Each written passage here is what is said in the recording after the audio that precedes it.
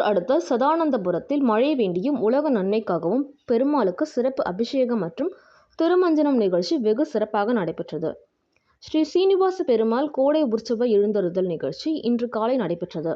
நிகழ்ச்சியின் தொடக்கமாக ஸ்ரீனிவாச பெருமாள் வீதி புறப்படு காலை நடைபெற்றது.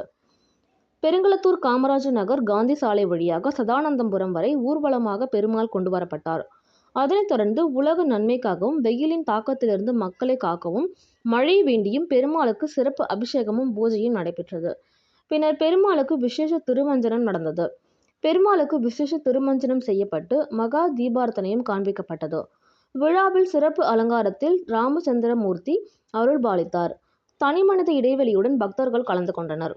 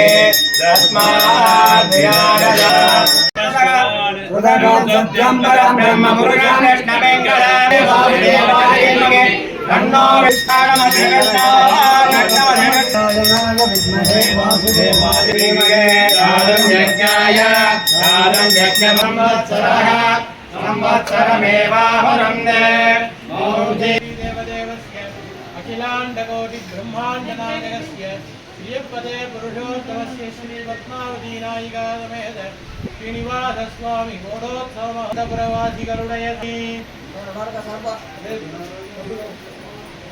ஊர் மக்கள் சார்பா பெருமாள் வஸ்திர சமர்ப்பிச்சிருக்கா